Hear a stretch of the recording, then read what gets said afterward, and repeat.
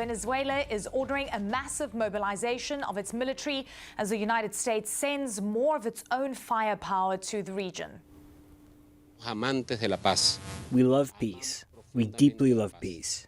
We don't want war here nor in any other place around the world. But if they dare to touch Venezuela, they're going to find us in every street.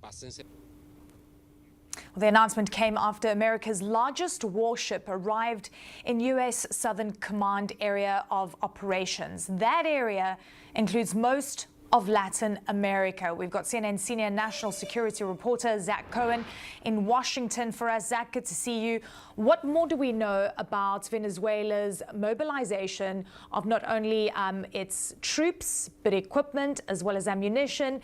And then also, how significant is it that the USS Gerald R. Ford is now in Southern Command's region?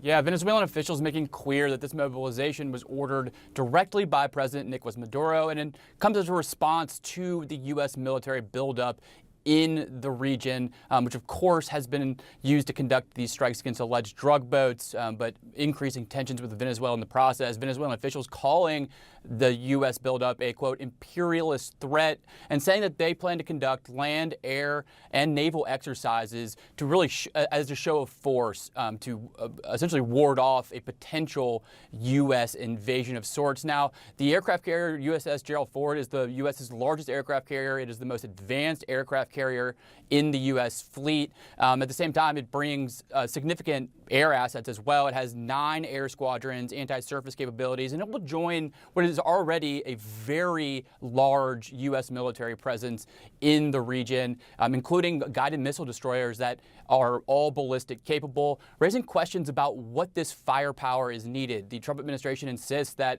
the Gerald Ford and the rest of the military assets there are intended to conduct the counter-narcotics mission, the targeting of alleged drug boats. But at the same time, I'm told U.S. officials were unable to tell Congress why they need so much firepower to target small boats. So this uncertainty is still increasing and contributing to the ongoing tensions with Venezuela.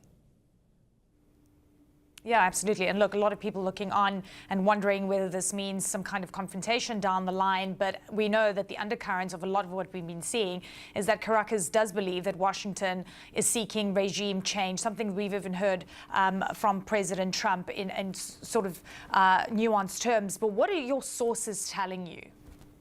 Yeah, we reported back in September and since then that there are some within the Trump administration who are pushing a strategy to effectively conduct strikes inside Venezuela with the idea of pushing Nicolas Maduro, the president of Venezuela, out of power. That is still something some U.S. officials hope can be accomplished as part of this military buildup. At the same time, we also know that the Trump administration told Congress just a few days ago that it doesn't currently have the legal justification to target anything inside Venezuela or any other territory, even though they are potentially seeking an additional legal justification that would allow them to do so. So really some uncertainty, some ambiguity there. As you mentioned, Donald Trump has been non-committal on this since the beginning, both speaking in very verbose terms in terms of threatening Nicolas Maduro, but at the same time not going all the way to commit to U.S. forces conducting some sort of a regime change strategy operation targeting him. So we're gonna have to wait and see what ultimately happens. But again,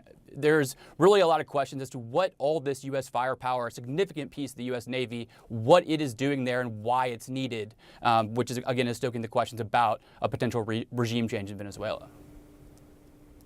Yeah. All right, Zach Cohen, great to have you on the story. Thank you so much. Joining me now to discuss all this is retired U.S. Air Force Colonel and CNN military analyst Cedric Leighton. Welcome to the show for the first time. Thanks so much for being with us. It's my pleasure. Thanks so much, Alex. Appreciate it. So what's really going on here with Venezuela? Yeah, so this is a very complex issue, actually. But what's basically happening is that the U.S. is moving its forces in, just as you described, with the USS Gerald R. Ford, the biggest aircraft carrier in the world, basically entering that particular part of the world. And since it's there, it was moved from Europe, it now gives the U.S. extra air power that it can potentially use against targets in Venezuela. Now, the Trump administration has denied that it is going after regime change in Venezuela, but the types of forces that are arrayed against Venezuela or against targets in Venezuela is way more than what you need for a drug interdiction mission, and not quite enough to really affect regime change. So we're kind of in that gray zone right now in terms of the numbers of forces. But I think what the administration wants to do, Alex, is they want to have a presence in the area that will perhaps force change in Venezuela. But that's kind of where we are right now. Yeah, Nicolas Maduro, who leads Venezuela, has expressed concern that the Trump administration wants there to be regime change. Do you think that's what's going on here? And if so, how would that even happen?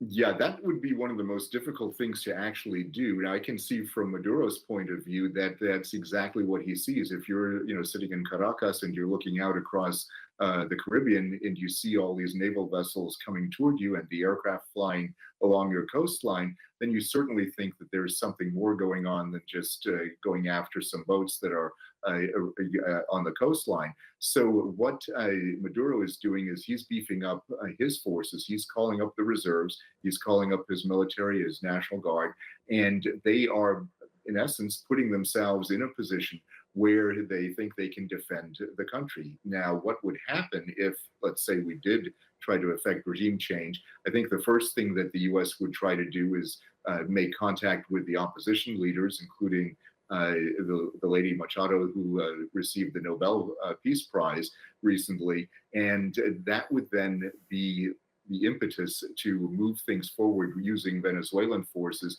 to, in essence, fight each other.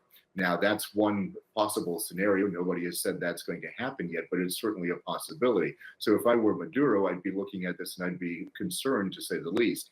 The Russians have moved some equipment into Venezuela. They have Cuban help already in the form of intelligence support and weapons support. So there is definitely an effort going on within Venezuela and with Venezuela's allies to build up the Venezuelan forces, perhaps to thwart a possible U.S. invasion. So sort of yes or no, should the U.S. be concerned about a war with Venezuela? Yes, because it's a much more complex thing than just throwing out the government. The government has been in power there through two leaders, Chavez and Maduro, for decades now. They have institutions, they have a whole cadre of folks that are loyal to them, and they would potentially mount a guerrilla war against any U.S. forces or other allies that come into Venezuela. So what you could see is us getting mired into a war that would make Vietnam potentially look like, not quite a picnic, but certainly it would be a very difficult aspect to deal with. So it would be, I think, an area that would complicate relations with Latin America. It also would complicate relations with countries like Colombia, which President Trump has gone after, even though they've been allies in the drug war. So it's a real mess, and it's something that we should definitely not get involved in this way. Well, President Trump has said that he's the guy who ends wars, doesn't get involved in wars, and I'm sure he's not looking to get involved in something that makes Vietnam look like a picnic. Cedric Leighton, thank you so much for joining us with your perspective. Really appreciate it.